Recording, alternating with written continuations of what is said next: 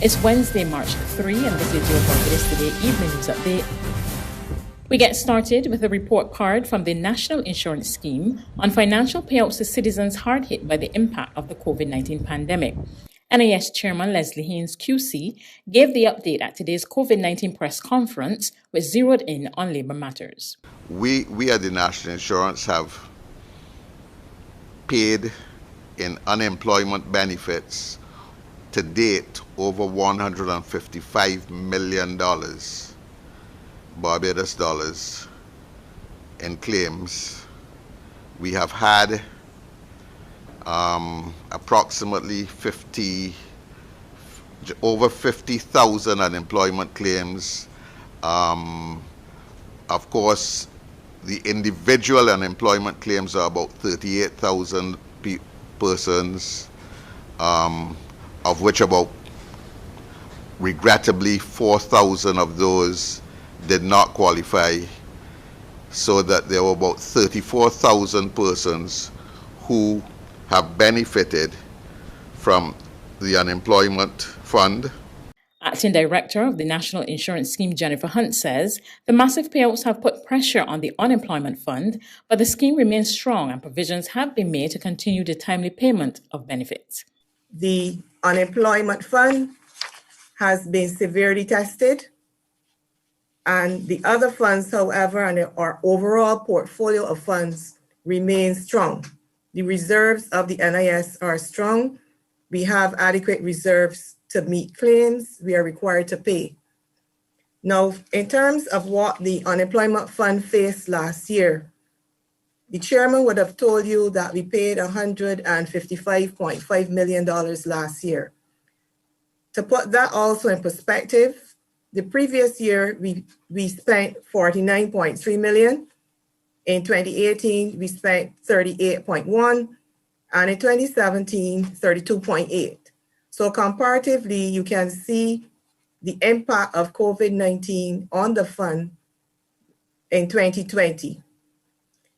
The portfolio, as I advised, was totally exhausted, and the National Insurance Board agreed to utilize a specific portion of the portfolio of the National Insurance Fund to facilitate the ongoing uninterrupted payment of unemployment benefits. Now, this specific source was the early redemption of some government bonds to loan the unemployment fund.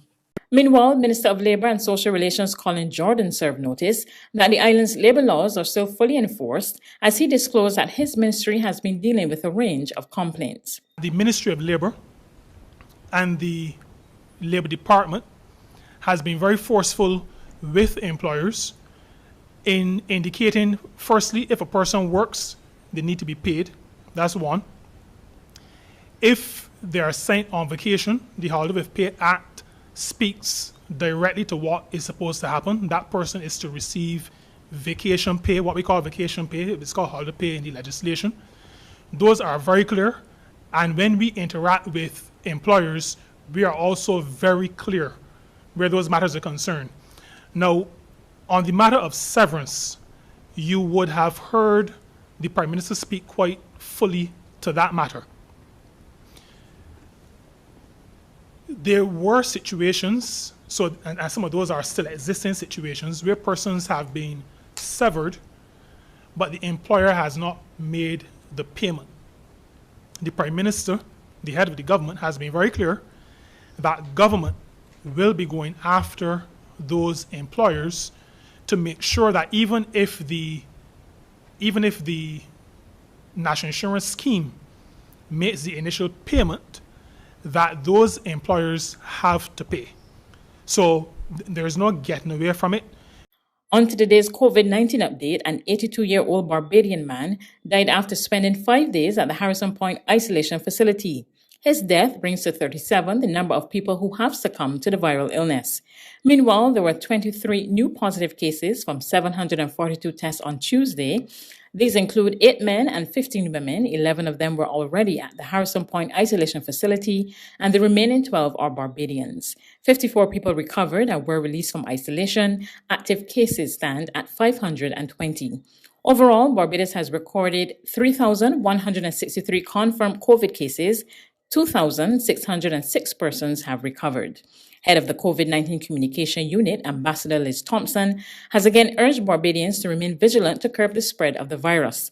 She cautioned that COVID-19 has also been impacting the nation's youth. At Harrison Point Isolation Facility, or at Harrison Point COVID Care Facility, there are 2 persons between the ages of 17 and 40 in primary isolation. There is 1 minor, somebody under 18 in secondary isolation. And in tertiary, there are 3 minors. In the isolation facilities across the country, there are 108 minors. The sugar crop got off to a smooth start today. Officials are projecting higher yields this year thanks to recent rainfall. Agriculture Minister Indar Weir told a recent press conference this year's harvest is expected to yield 107,000 tons, and this could go as high as 110,000 tons. This compares to 90,000 tons produced last year. There's regional and international news after this short break.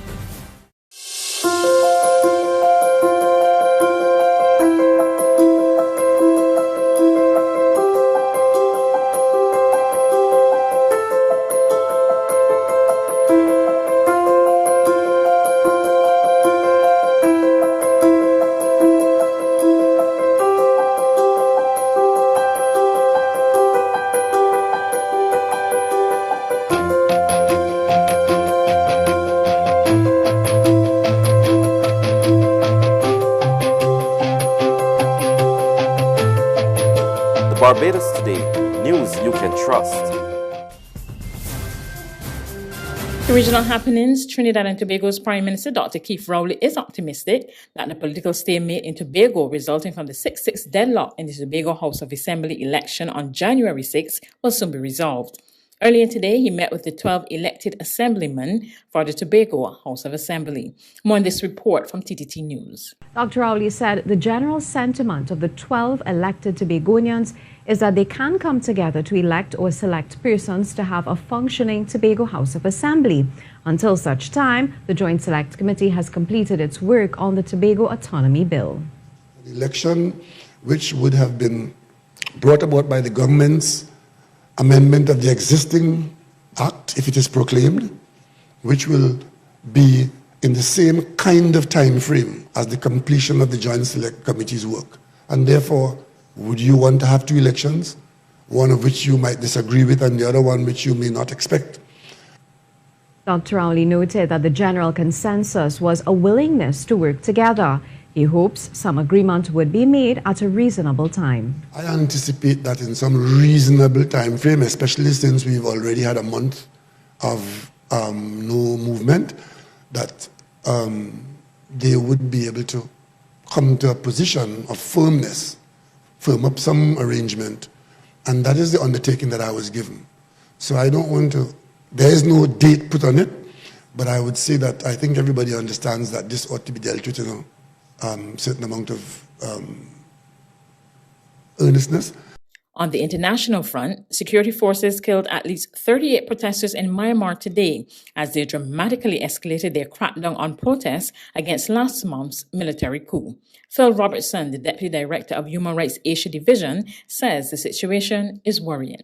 We've heard about a lot of use of live ammunition against protesters, indiscriminate shooting.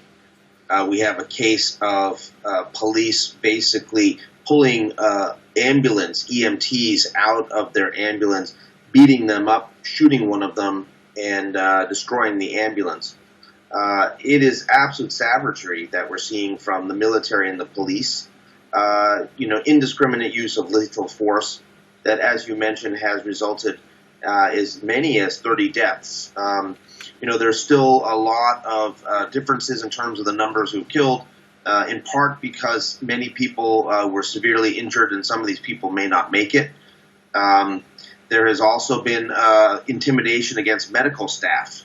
We had cases where medical staff were rounded up en masse while they were protesting. So this is quite clearly the military government trying to take back control of the streets by force, not just in Yangon and Mandalay, but across the country. And there are violence occurring in many other cities as well. That's news, but for the very latest, visit our website at www.barbadostoday.bb. You can also subscribe to our e-paper, email updates, or like us on Facebook, and sign up for our breaking news alerts via WhatsApp. We're also on Izumi Media and bus terminals, as well as screenplay at supermarkets and gas stations near you. You can also hear us on Mix 96.9 FM and Capital Media HD 99.3 FM.